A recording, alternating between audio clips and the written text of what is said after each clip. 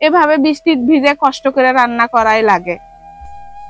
Hello guys, আসসালামু আলাইকুম। সবাই কেমন আছেন? আশা করি ভালো আছেন। আলহামদুলিল্লাহ আমি ভালো আছি।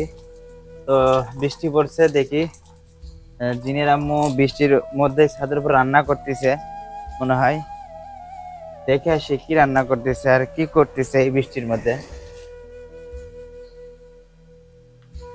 দেখে বৃষ্টিতে আমার সিঁড়িগুলো কেমন শ্যাওলা পড়ে গেছে।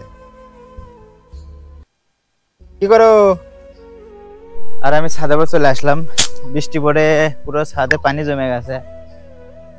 আর এখানেও আমাদের রান্নার তেমন একটা ব্যবস্থা নেই। দেখেন কি অবস্থা।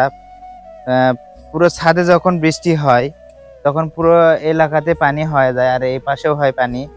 জিনের আম্মু রান্না করতে অনেক কষ্ট হয়। হয়তো আপনারা অনেকেই ভাববেন যে নিচে এত জায়গা থাকতেও কেন ছাদে উপর রান্না করা হয়। আসলে নিচে আমাদের তেমন একটা জায়গা নেই, যে কারণে আমরা সবসময় ছাদের উপরেই রান্না করি। আর আমাদের এই যে বাড়ির জায়গাটা, মানে যেটুকুতে বাড়ি করেছি শুধু সেইটুকু জায়গায় আমাদের, আর বাকি জায়গা আমাদের না। এই জন্য আমরা নিচে কিছু করতে পারি না। মানুষ কি কখনো কেউ ইচ্ছা করে কষ্ট করে? আপনারাই বলেন, কি কও? হ্যাঁ, ইচ্ছা করে তো কষ্ট করে না, কিন্তু অনেকেই বলে আমরা ইচ্ছা করে কষ্ট করি। হোক, মানুষের কথা তো ধরে থাকা যাবে না। আসলে কি সবাই তো আর জানে না আমাদের পরিস্থিতি, বুঝনি? হয়তো আমাদের বাড়ির পাশের যারা আছে, আমাদের এলাকার, আমাদের গ্রামের, তারা হয়তো জানে, কিন্তু হয়তো বাইরের মানুষ তো আর জানে না। তারা হয়তো দু চারটা কথা বলে, এটা বলবে, ওটা স্বাভাবিক।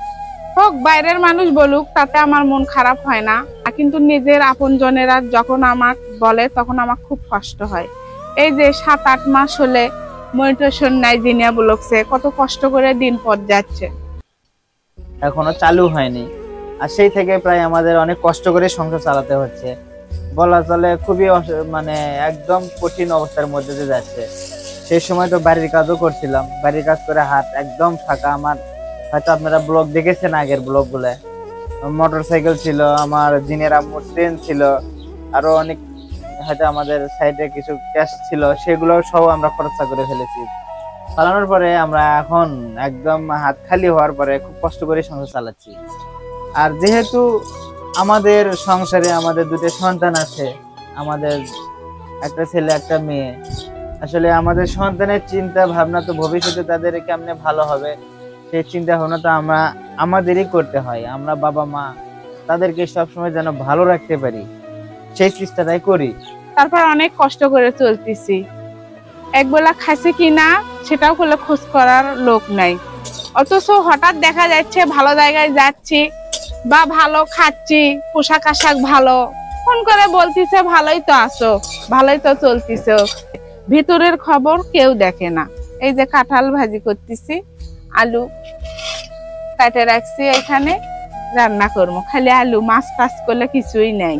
তা হোক, আল্লাহ যেভাবে চালায় সেভাবেই ভালো। কি করব, মানুষের তো মুখ ধরে থাকা যায় না। হাউস করে কে বৃষ্টির মধ্যে কে ছাদের উপরে রান্না করবি? আমার তো নিচে পাকঘর নাই বা চুলা নাই, নিচে রান্না করব। এভাবে বৃষ্টির ভিজে কষ্ট করে রান্না করাই লাগে।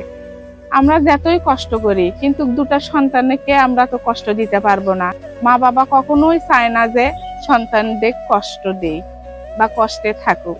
কত কষ্ট করে যে সংসার করতেছি সেটা আমরা দুজন জানি, আর একমাত্র উপরওয়ালা জানি আমাদের ভেতরে কত কষ্ট। ভাই, আর আমাদেরকে অনেক কিছু ভাবতে হয়, বুঝছেন? কি কারণে? আমাদের দুটো সন্তান আছে, তাদের ভবিষ্যতের কথা চিন্তা করা লাগে, তাদের পড়ালেখার কথা চিন্তা করা লাগে, তাদের পোশাক আশাকের কথা চিন্তা করা লাগে। তারপরেও যতটুকু সামর্থ্য হয় আল্লাহর রহমতে দেওয়ার চেষ্টা করি। দোয়া করবেন ইনশাআল্লাহ। দুমুটো কম খাই, তাও সুখ আছে আমার ঘরে, ভালোবাসার মানুষ আছে সঙ্গে, দুটা সন্তান আছে। আপনারা সবাই দোয়া করবেন, আর আপনাদের ভালোবাসা নিয়ে এভাবেই যেন সামনের দিনগুলো কাটাতে পারি। এভাবে পাশে থাকবেন আপনারা। আপনাদের কাছে আমার একটা অনুরোধ। আমি আল্লাহর কাছে চাই আমি এভাবেই ভালো থাকি।